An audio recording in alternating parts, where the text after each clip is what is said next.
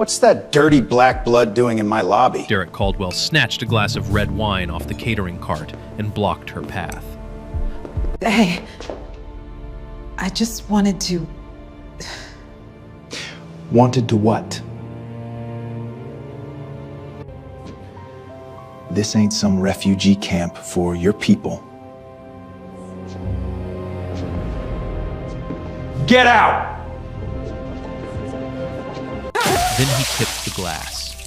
Red wine splashed down her white blouse like a blood stain. She gasped. Now drag yourself out before I call the cops on you. She looked down at the wine soaking through her shirt. She looked at the guests, pretending not to see. She looked at Derek, still holding that empty glass, still grinning. Then she walked out. But here's the thing about this woman. Derek Caldwell had just made the biggest mistake of his career. He just didn't know it yet. Whew. All right.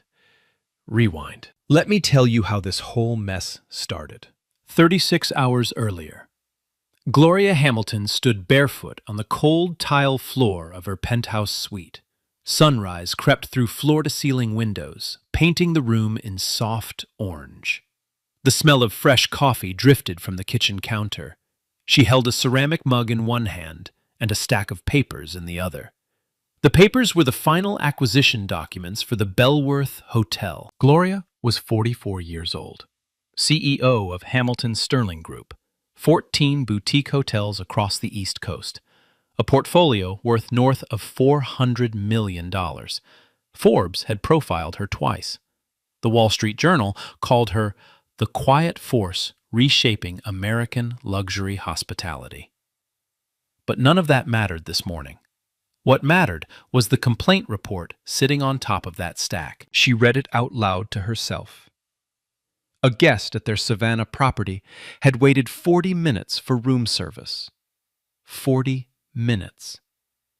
Gloria circled the number in red ink and set it aside. She read every single guest complaint across all 14 properties, every morning, 7 days a week. Had done it for 12 years straight. Her phone buzzed. Vanessa Cole, Chief Operating Officer, best friend since college. "You're still coming to Charleston today?" Vanessa's voice was sharp, already in work mode. "Flight lands at noon," Gloria said, "but I'm not going straight to the Bellworth." "Gloria, please don't tell me you're doing the walk-in thing again." "I'm doing the walk-in thing again." Vanessa sighed. She knew exactly what that meant. Gloria had a rule. Before she set foot in any new property as the owner, she visited first as a nobody. No entourage, no designer clothes, no name badge. Just a black woman walking through the front door to see how she'd be treated. She'd started this practice 8 years ago, after buying a hotel in Virginia. She'd walked in wearing a sundress and sandals. The front desk clerk had asked if she was there to apply for a housekeeping position. Gloria bought the hotel, fired the clerk, and rewrote the entire staff training manual that same week. "It tells me everything I need to know about a property," Gloria told Vanessa. "If they treat me like a guest, we're in good shape. If they don't, I know exactly what needs to change. And if they treat you like garbage, then I know even more." Gloria finished her coffee, showered, and dressed simply.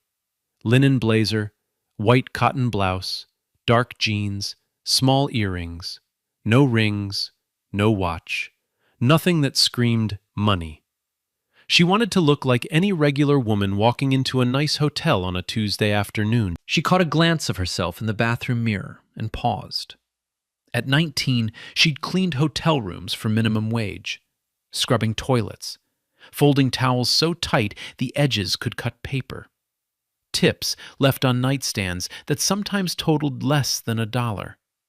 She remembered a guest once leaving a note next to 50 cents that read, "Try harder next time." Gloria built her empire from that.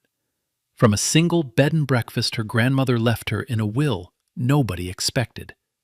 She turned one property into three into 8, 8 into 14. Every negotiation, every loan rejection, every banker who looked at her skin before looking at her numbers. She remembered all of it. Now, she owned 14 hotels. And today, she was about to walk into number 15. The Bellworth Hotel, downtown Charleston, South Carolina. 120 rooms. Rooftop bar with views of the harbor. Known for hosting political fundraisers and society weddings. Old Charleston money loved it. It carried the kind of reputation that whispered exclusivity. Hamilton Sterling had closed the acquisition 3 weeks ago. Quiet deal, no press release yet. The public announcement and staff transition were scheduled for 2 o'clock that afternoon. Gloria's board members were flying in from 3 different cities. Raymond Ellis, the board chairman, had confirmed his arrival by noon. But Gloria wanted to get there first. Alone. At 1:15, exactly 45 minutes before the world found out, she owned the place. The Bellworth had one problem Gloria already knew about. His name was Derek Caldwell. Derek was 51, general manager for 6 years. He hadn't earned the job through talent. His family had deep roots in Charleston's old money circles. A cousin on the city council. A college roommate who ran the local chamber of commerce. Derek got hired because he knew the right people, not because he knew how to run a hotel. Gloria's due diligence team had flagged him immediately. Staff turnover under Derek was the highest of any property in the Hamilton Sterling portfolio, 3 times the industry average. Exit interviews told a consistent story. Hostile environment, favoritism, racial comments dismissed as jokes. That Tuesday afternoon, Derek stood in the Bellworth's lobby barking at Tanya Bradshaw, the front desk supervisor. Tanya was 32, mixed race, quietly competent.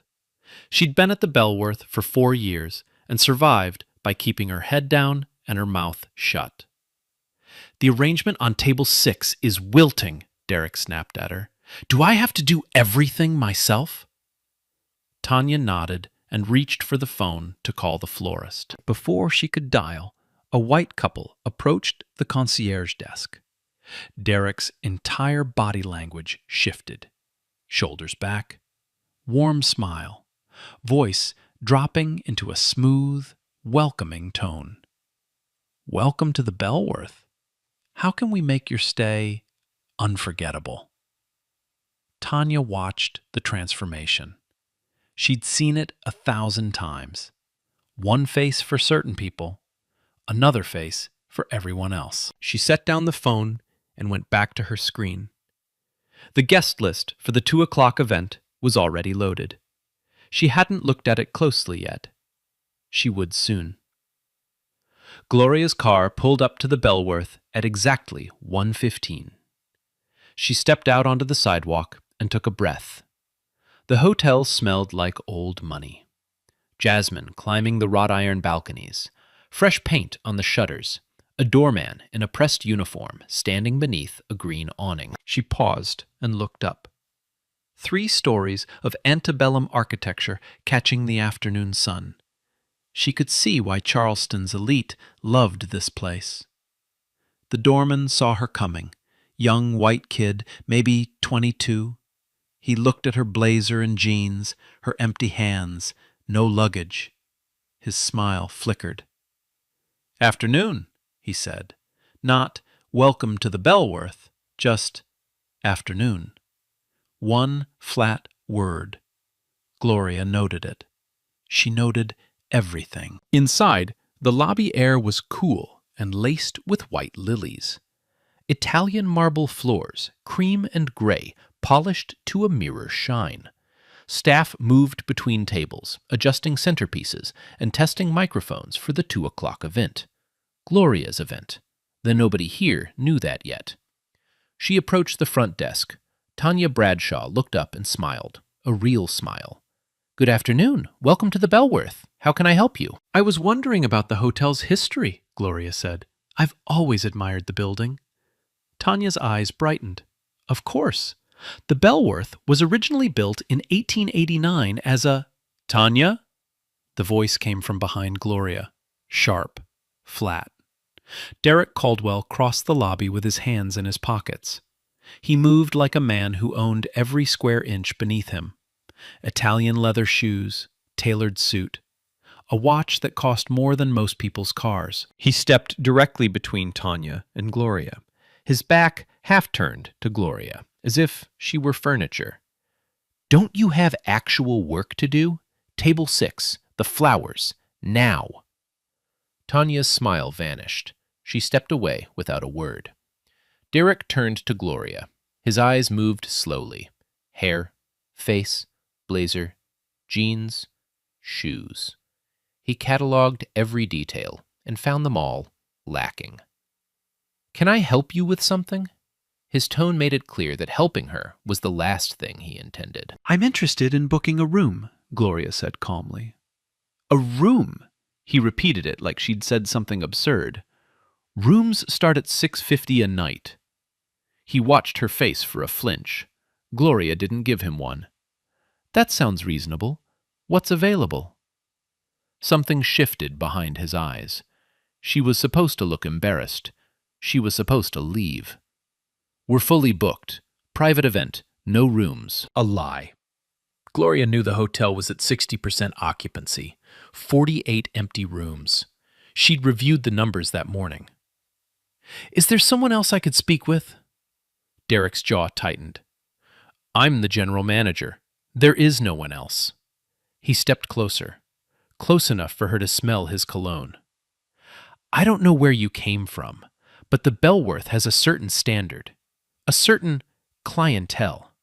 And frankly, you don't fit. A woman at the counter glanced over. A businessman looked up from his phone. They heard. Not one of them spoke. I'd like to sit in the lobby for a few minutes, Gloria said. Is that a problem? Derek grabbed his radio. Neil, front lobby, now. Officer Neil Dawson appeared in 30 seconds. Hotel security, mid-40s, built like a linebacker, earpiece in, stiff posture. Derek pointed at Gloria. She's making guests uncomfortable. Get her out. Neil looked at Gloria. Hands at her sides, no raised voice, nothing wrong. Ma'am, I'm going to have to ask you to step outside. For what reason? Neil glanced at Derek. He didn't have a reason. He had an order. Ma'am, please. Gloria looked past him at the lobby full of people suddenly fascinated by their phones. A mother pulled her daughter closer. A man in gray studied the ceiling. Everyone saw. No one spoke. Fine, Gloria said quietly. I'll leave. She turned toward the door. And then Derek moved. He'd been holding a glass of red wine from the catering setup. He stepped into her path. His shoulder caught hers. The glass tilted forward. Dark red wine splashed across her white blouse. It spread in a wide, ugly stain from her chest to her stomach. Cold, soaking through the cotton against her skin. The lobby went completely silent. The catering crew froze. The front desk phone rang twice. No one answered. Derek looked at the stain. He looked at the empty glass in his hand. And then he smirked. Oops, accidents happen. Maybe next time dress for the occasion. No napkin, no apology. He stood there holding that empty glass, wearing that smirk, waiting for her to disappear. Quick footsteps from behind the desk. Tanya rushed over with a clean white towel. I'm so sorry, Tanya whispered. Her eyes were wet. Here, please. Gloria took the towel. She pressed it against the stain. She read Tanya's name tag. Tanya, thank you. Gloria walked out, past the bellhop who wouldn't meet her eyes, past the guests glued to their phones, into the Charleston heat. She sat on a bench outside. She did not cry. She called Vanessa Cole. One ring. Gloria? Everything okay? Move the board meeting up. Everyone at the Bellworth in 30 minutes. Pull Derek Caldwell's entire personnel file. Have legal prepare termination documents. What happened? He poured wine on me, Vanessa, in front of the entire lobby. Told me to get my black ass out of his hotel. 3 seconds of silence. Everyone will be there in 25 minutes, Vanessa said. Her voice turned to steel. Gloria hung up. She sat on that bench in the sun, wine-stained and still. Through the glass doors, she could see Derek inside, straightening his tie, laughing with Neil Dawson. He had no idea what was coming. Inside the Bellworth, Derek Caldwell was having the best Tuesday of his life. He stood in the center of the lobby with his hands on his hips, watching the catering crew arrange champagne flutes on a long table draped in white linen.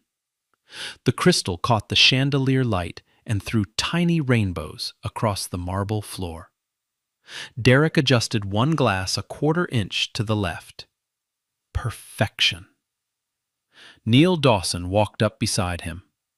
That woman give you any trouble on the way out? Derek laughed, a short, sharp bark. Please, they never do.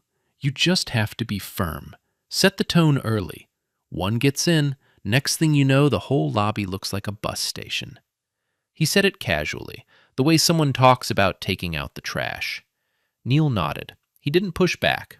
He never did. Derek pulled out his phone and checked his reflection in the dark screen. He smoothed his hair, straightened his tie for the 3rd time. Whatever was happening at 2 o'clock, he wanted to look the part. You know what this event is about? Neil asked. New ownership transition. Some corporate group bought the place 3 weeks ago. Derek waved his hand like he was swatting a fly. Doesn't matter. Hotels like the Bellworth don't run on paperwork. They run on relationships. And I have every relationship in this city that matters. He believed it. That was the thing about Derek Caldwell. He wasn't pretending. He genuinely believed that his last name and his handshake were worth more than anything printed on a balance sheet. They'll need me, he said. Whoever these people are, they'll need someone who knows Charleston, someone the clients trust. I wouldn't be surprised if they offer me an expanded role. He smiled at his reflection. Then he slipped the phone back into his jacket pocket and walked toward the small stage near the back wall. He ran his fingers along the podium, tapped the microphone twice. He was already rehearsing a welcome speech in his head. Meanwhile, in a quiet corner behind the front desk, Tanya Bradshaw was falling apart. Her hands wouldn't stop shaking. She'd locked herself in the small office behind the reception area and closed the door. The fluorescent light hummed above her. The room smelled like printer ink and stale coffee. She'd pulled up the guest list for the 2 o'clock event on her computer. She'd scrolled past the board members, past the legal team, past the PR contacts. And then she saw it. Gloria Hamilton, CEO, Hamilton Sterling Group. Tanya stared at the name. Her mouth went dry. She clicked on the attached bio. Photo, resume, Forbes profile. The woman in the white blouse. The woman Derek had called dirty. The woman with wine dripping down her shirt. That woman was the CEO of the company that now owned the Bellworth Hotel. Tanya pressed her hand over her mouth. Her stomach turned. She thought she might be sick. The log. Tanya had never shown this log to anyone. She had no one to show it to. Derek controlled everything. HR reported to Derek. The previous owners lived in New York and visited once a year. Complaints went into a folder. The folder went into a drawer. The drawer stayed shut. But now there was a name on her screen. Gloria Hamilton. And in approximately 20 minutes, that name was going to walk through the front door. Tanya saved her notes. She locked her phone. She wiped her eyes with the back of her hand and walked back out to the front desk. Across town, Gloria Hamilton was putting on a different blouse. She stood in the bathroom of her suite at the Hamilton Sterling property on King Street. The wine-stained white blouse was balled up in the sink. She stared at it for a moment. The red had turned dark brown where it dried. It looked like something violent had happened to it. In a way, it had. She pulled a navy blazer over a fresh cream blouse. She looked in the mirror. Same face, same woman. But something behind her eyes had shifted. A door had closed. A decision had been made. Vanessa Cole was in the living room, pacing. She had her phone pressed to her ear, firing instructions to Hamilton Sterling's legal team. Her heels clicked against the hardwood in a rapid, angry rhythm. I want the full termination package ready before we walk in. Cause listed as gross misconduct and discriminatory behavior. No severance, no negotiation. And have someone pull every security camera feed from the Bellworth lobby for the past 6 hours. She hung up and looked at Gloria. Legal's ready. PR has a statement drafted. Raymond's car just pulled up downstairs. Gloria nodded. She clipped on a pair of small diamond earrings, the only jewelry she would wear. Raymond Ellis appeared in the doorway. 62 years old, board chairman, silver hair, navy suit, the kind of face that boardrooms take seriously on site. He'd run 2 Fortune 500 companies before joining Hamilton Sterling's board. His expression was calm, but his jaw was tight. Vanessa told me, he said. I want him gone before I finish my first sentence. Gloria turned from the mirror. No, I want him to see my face first. I want him to understand exactly who he did this to. And then he's gone. But I want it to happen in that lobby, in front of every person who watched him pour wine on me and did nothing. Raymond studied her for a long moment. Then he nodded. Your call. I'm right behind you. At 1:50, 3 black SUVs pulled away from the King Street Hotel. Gloria rode in the second vehicle, Vanessa beside her, Raymond in the lead car with 2 other board members. The legal team followed in the third. Gloria opened Derek Caldwell's personnel file on her tablet. She scrolled through it in the back seat. The leather interior smelled like new car and Vanessa's perfume. Outside, Charleston's historic district rolled past the tinted windows. Oak trees draped in Spanish moss. Horse-drawn carriages on cobblestone streets. Tourists with cameras. A city that sold its charm to the world while its ugliest truths hid behind closed doors. The personnel file confirmed everything Gloria suspected. 5 formal complaints from staff about racial comments. All 5 investigated internally by the previous management. All 5 dismissed with the note, no action required. 2 prior incidents with guests of color. One in 2022. A black businessman asked to show ID before being allowed to charge dinner to his room. White guests were never asked. The complaint was filed and buried. Another in 2023. Derek called police on a black wedding party for noise. The party was within hotel guidelines. The police found nothing. Derek never apologized.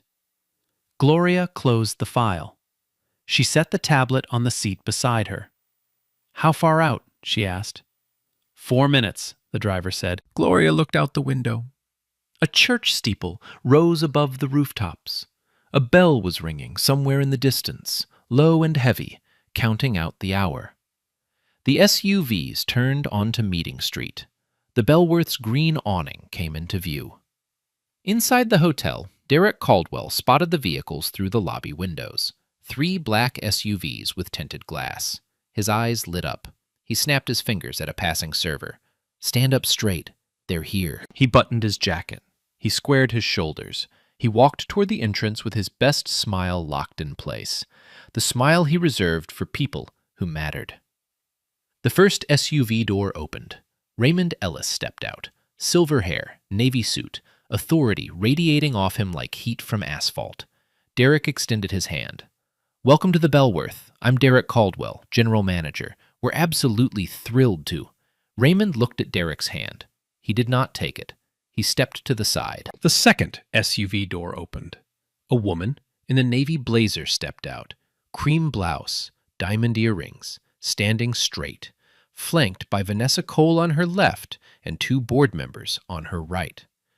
Derek's hand was still extended, hanging in the air, waiting for a shake that would never come. He looked at the woman's face. His smile collapsed. Yo, stop. Hold on. Just imagine this for a sec. You got wine thrown on you, kicked out like you're nobody. Then you roll back up 40 minutes later, and you own the whole damn place. Look at this man's face right now. Bro is cooked. I can't. Derek's face went through every color a human face can go through in 3 seconds. Red, white, gray. His mouth opened, but nothing came out. His hand dropped to his side like a dead weight. Gloria walked past him without a glance. Her heels clicked across the marble, every step deliberate, every step loud. The lobby had gone dead silent. Even the catering crew stopped breathing. She walked to the center of the lobby and turned to face the room. Staff lined up along the walls, guests froze in their seats. Tanya Bradshaw stood behind the front desk, gripping the counter with both hands. Gloria's voice was clear, calm, the kind of calm that makes people lean forward. Good afternoon. My name is Gloria Hamilton. I am the CEO of Hamilton Sterling Group. 3 weeks ago, my company completed its acquisition of the Bellworth Hotel. She paused, let the words land. Every person in this building now works for me. Silence. Total, suffocating silence. A server near the bar dropped a napkin. It sounded like a gunshot. Derek stumbled forward. His voice cracked on the first word. Ms. Hamilton. Gloria. I had no idea. If I'd known who you were, I would never have... Stop! One word. Gloria didn't raise her voice. She didn't need to. That sentence, right there, that's exactly the problem, Mr. Caldwell. She turned to face him fully. He was sweating through his tailored suit. His cologne couldn't cover it. You said, if you'd known who I was. That means everything you did today. Refusing me service, calling security on me, pouring wine on my clothes. You did all of that because of what I look like, not because of who I am. Derek opened his mouth again. Gloria kept going. And I promise you something. I am not the first person you've treated this way in this building. I'm just the first one who came back. She turned to the room. Her eyes swept across every face. If anyone in this hotel has experienced or witnessed discriminatory behavior under Mr. Caldwell's management, I want to hear from you. Right now, in front of everyone. 3 seconds of silence. 5 seconds. 7. Then Tanya Bradshaw stepped out from behind the front desk. Her legs were shaking. Gloria could see it. Everyone could see it.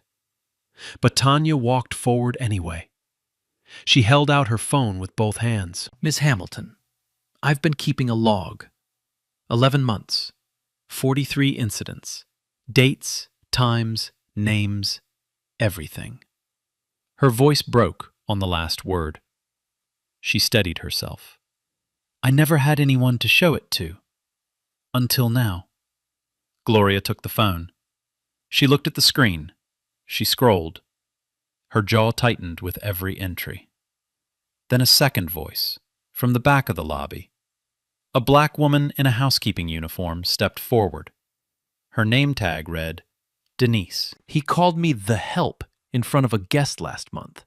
Said I should be grateful I even have a job.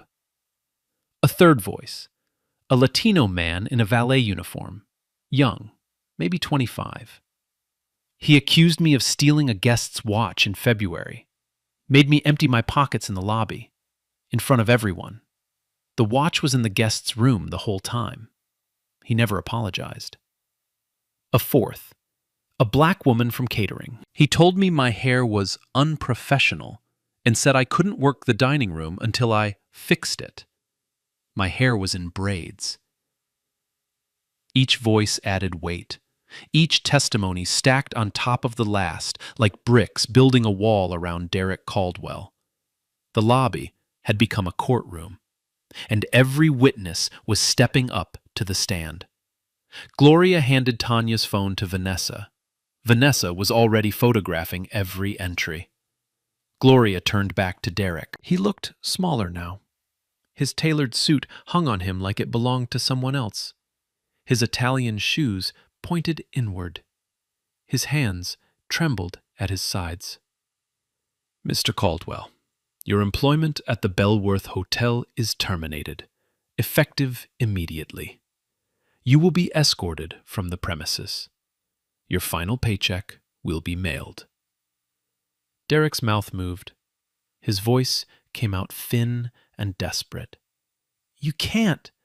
I have a contract. I'll call my lawyer. You can't just... Please do. Gloria's voice didn't waver. My legal team is standing right behind me. They've been ready since before I walk through that door. She nodded toward the entrance. Raymond Ellis stood with his arms crossed. Beside him, two attorneys in dark suits held manila folders. The termination paperwork was already signed. Derek looked at Raymond. He looked at the lawyers. He looked at the staff who wouldn't meet his eyes. He looked at the guests who were now recording on their phones. He had nowhere to go. Gloria turned to Neil Dawson. The security officer stood near the elevator bank, stiff as a statue. His earpiece dangled loose. His face was the color of old paper. Officer Dawson. Neil flinched at his own name. 40 minutes ago, Mr. Caldwell asked you to escort me out of this lobby. You followed that order without question. Gloria paused. Now I'm asking you to escort Mr. Caldwell out. Same lobby, same door. The irony hit the room like a thunderclap. A server near the bar covered her mouth. Tanya looked at the floor. Neil swallowed hard. Is there a problem, Officer Dawson? Neil shook his head. He walked over to Derek. He didn't touch him. He didn't need to. Sir, this way. Derek didn't move at first. His eyes darted around the lobby like a trapped animal looking for an exit that didn't exist. His lips moved, but no sound came out. Sir, Neil repeated. Firmer now. Derek's shoulders dropped. The fight left his body all at once, like air leaking from a tire. He turned and walked toward the side office. Neil followed. Inside, a staff member was already packing Derek's personal items into a cardboard box. A framed photo of Derek shaking hands with the mayor. A leather desk organizer. A coffee mug with "The Boss" printed in gold letters. Small, sad artifacts of a kingdom that never really existed. Derek grabbed the box without looking inside. He walked back through the lobby. The same marble floors, the same chandelier, the same faces. But everything was different now. The bellhop who'd watched him pour wine on Gloria stared straight ahead. The businessman in the leather chair put down his phone. The mother who'd pulled her daughter close now watched Derek pass with a look that sat somewhere between disgust and relief. Derek pushed through the front door. The Charleston heat hit him like a wall. Humidity stuck his shirt to his back instantly. The green awning cast a shadow across his face. He stood on the sidewalk. The same sidewalk where Gloria had sat 40 minutes ago with wine soaking through her blouse. He pulled out his phone and dialed. The previous owner, the man who'd hired him, the man who'd dismissed every complaint, closed every file, kept every drawer shut. Voicemail. He dialed again. A city councilman, his cousin's contact, the man who'd gotten him into every fundraiser and country club in Charleston. "I'm sorry, Mr. Caldwell. He's unavailable at the moment." Click. He dialed a third number, a college buddy at the Chamber of Commerce. No answer. Word was already moving through Charleston's circles. Fast and quiet, the way it always does in small cities built on reputation. Derek Caldwell was toxic now, and everyone who'd ever smiled at him across a dinner table knew it. He stood on that sidewalk, holding a cardboard box, his phone going to voicemail, and watched the Bellworth's front door close behind him. Inside, Gloria was shaking hands. She walked to Tanya Bradshaw first. Tanya's eyes were red, her hands still trembling. "Tanya, effective right now, you are the interim general manager of the Bellworth Hotel." Tanya's knees buckled. Vanessa caught her arm. Tanya pressed both hands over her face and sobbed. Not from sadness, from 11 months of silence finally breaking open. Gloria gave her a moment. Then she addressed the entire staff. "No one is losing their job today. Not one person. What's changing is the culture in this building. We will implement a new anonymous reporting system across this property. Every complaint will be reviewed by my office directly, not by a local manager, by me." She paused. "I'm going to meet every one of you before I leave today. I want to know your name. I want to know how long you've been here. And I want to know what this hotel can become." She started at the front desk, shook every hand, learned every name, asked questions, and listened to the answers. Vanessa pulled her aside near the elevator. Security footage, the lobby cameras caught everything. The confrontation, the wine, his face when he did it. All of it. Gloria nodded. "Preserve every frame. Send copies to legal and to our PR team. Nothing gets deleted." Vanessa made the call. The footage was about to become the most watched hotel security video in American history. The video hit the internet at 9:17 the next morning. Nobody planned it. A Bellworth staff member had recorded the confrontation on their phone from behind the bar. Shaky footage, bad angle, but clear enough to see everything. Derek blocking Gloria's path, the wine arcing through the air, the stain spreading across her white blouse. That smirk. And then, 40 minutes later, Gloria walking back in with her board, and Derek's face melting like cheap candle wax. The staff member posted it on social media with one line. "Hotel GM pours wine on black woman. She was his new boss." By noon, it had 2 million views. By 6 o'clock, 8 million. By the end of the second day, 12 million, and climbing. Investigative journalist Christine Moore picked it up first. She worked for a regional outlet in Charleston. She made 3 phone calls that morning. One to Hamilton Sterling's PR team. One to Derek Caldwell's personal number. One to the previous ownership group. Hamilton Sterling's team gave her a statement. Derek's number went straight to voicemail. The previous owners declined to comment. Christine's article dropped at 4 in the afternoon. Headline: Hotel GM pours wine on black woman. She was his new boss. Clean, simple, devastating. National outlets grabbed it within hours. Cable news ran the clip on loop. The freeze frame of Derek's smirk became its own thing. People turned it into memes. They printed it on T-shirts. A comedian on late-night television held it up and said, "This is the face of a man watching his career leave his body." But the video was just the beginning.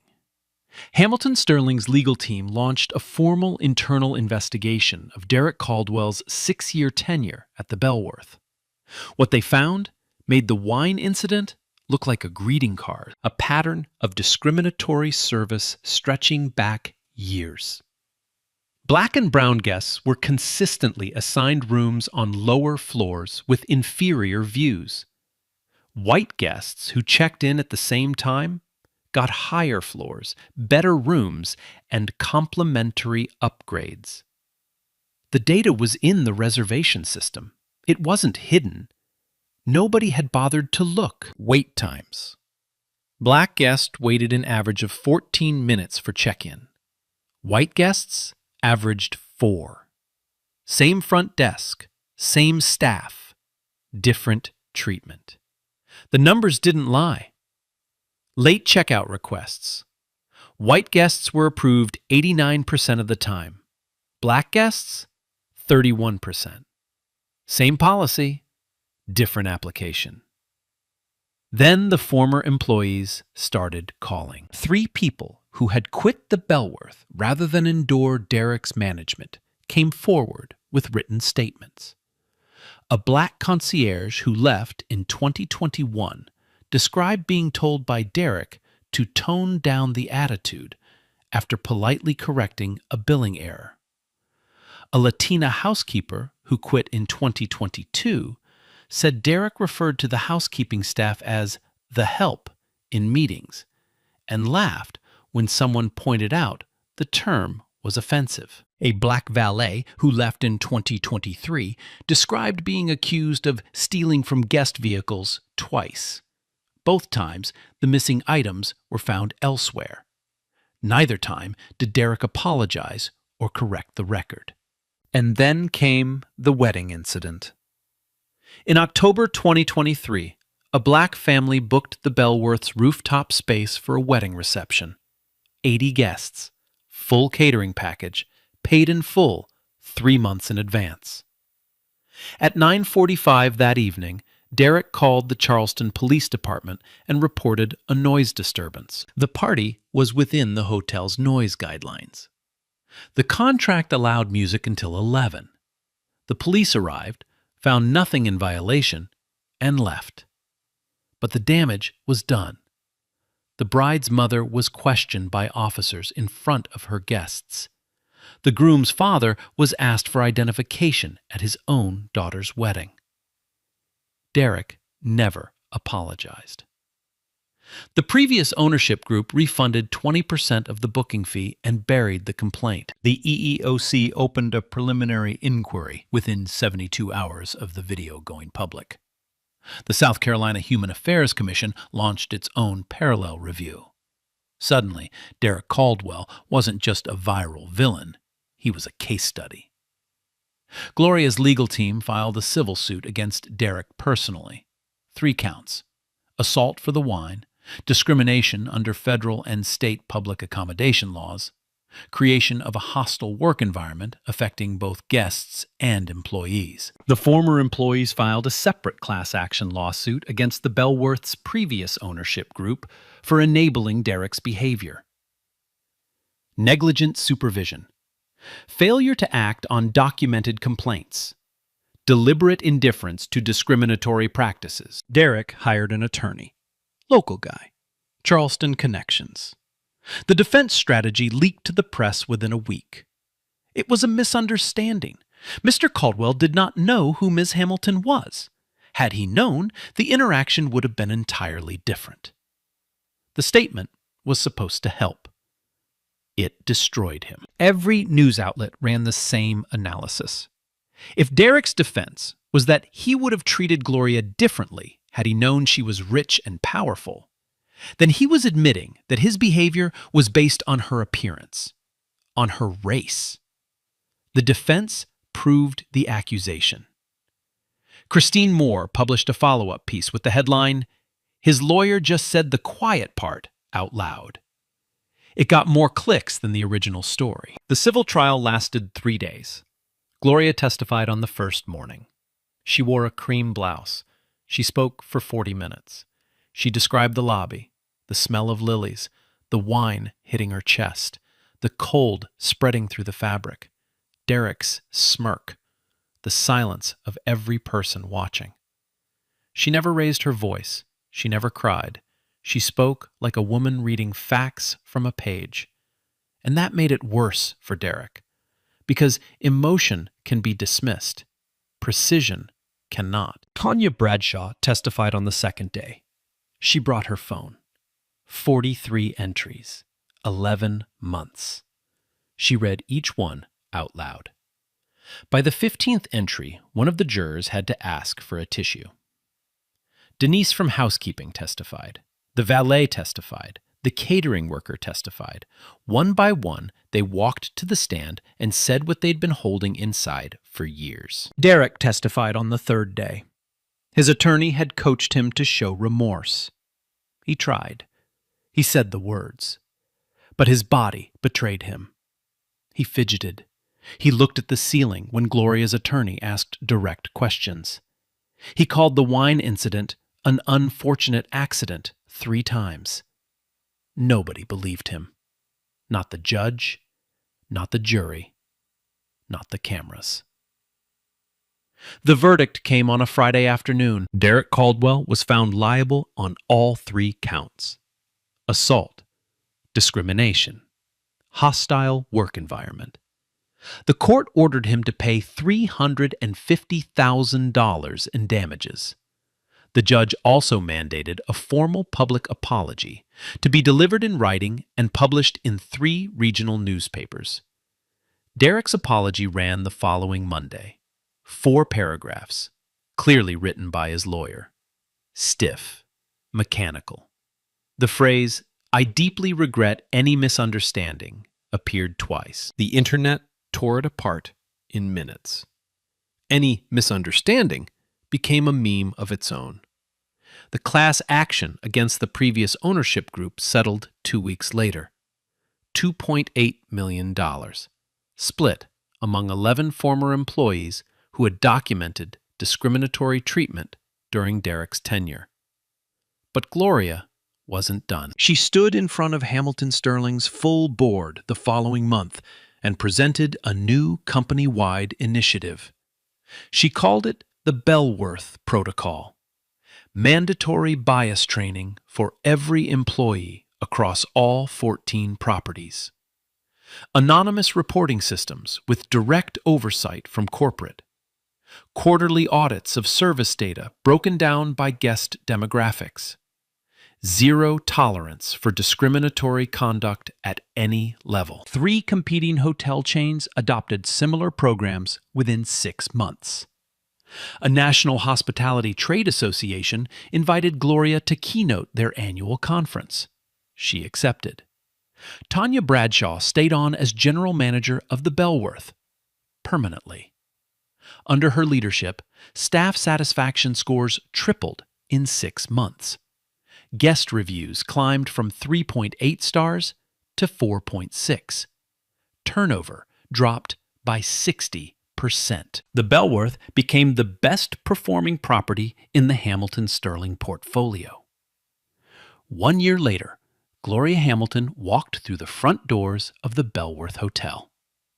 Same revolving door, same marble lobby, same chandelier throwing golden light across the floor. But the air felt different now, lighter. The scent of fresh gardenias had replaced the white lilies. New flowers for a new era. A young black woman stood behind the front desk. She looked up and smiled wide. "Welcome to the Bellworth, ma'am. How can I help you today?" No hesitation, no scanning her clothes, no measuring her worth with a glance. Just warmth.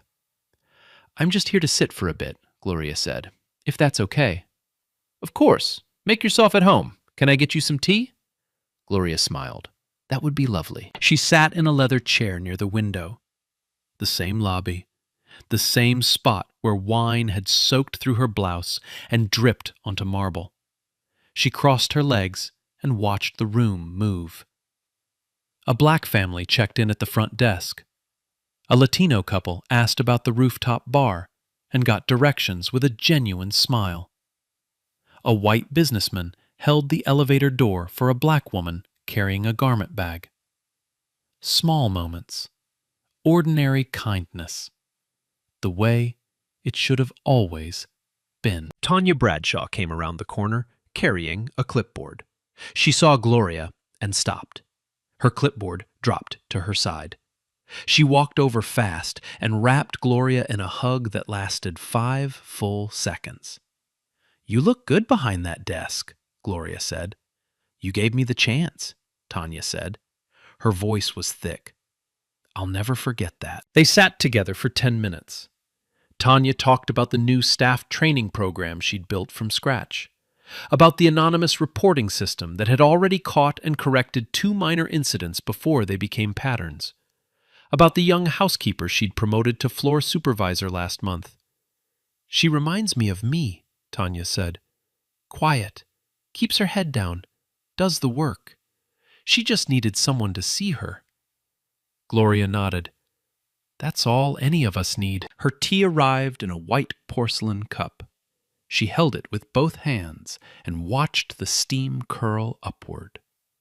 1 year ago, she'd sat on a bench outside this building with wine staining her shirt and fury burning in her chest. Now she sat inside it, drinking tea, surrounded by a staff that treated every guest like a human being. That was the whole point. That was always the whole point. Derek Caldwell was not in Charleston anymore. After the verdict, his name became unsearchable in the hospitality industry. Every Google result led back to the video. The smirk, the wine, the freeze frame of his face when Gloria stepped out of that SUV. No hotel in South Carolina would interview him. No hotel in the Southeast would return his calls. He moved to the Midwest, found a mid-level sales position at a building supply company. He sold drywall and ceiling tiles to contractors.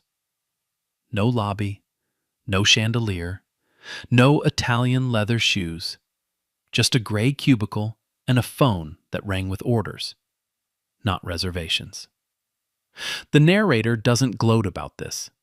There's no satisfaction in watching a man lose everything.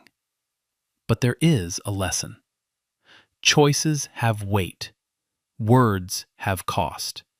And cruelty doesn't expire just because you forgot about it. The Bellworth incident didn't stay inside the Bellworth. It rippled outward. Charleston City Council passed a resolution calling for bias training across all hospitality businesses receiving city tourism funding. The South Carolina Human Affairs Commission cited the case in 3 subsequent discrimination investigations. 2 national hotel chains rewrote their guest service policies after their own internal audits revealed similar patterns. Gloria didn't set out to start a movement. She set out to buy a hotel. But sometimes justice doesn't wait for permission. Sometimes it just needs one person to walk back through the door. So here's what I want to ask you. Have you ever been in that lobby? Not as Gloria, not as Derek, but as one of the people sitting in those chairs, watching it happen, saying nothing. What would it take for you to stand up? Drop your answer in the comments. I read every single one. And listen, if this story hit you somewhere real, share it.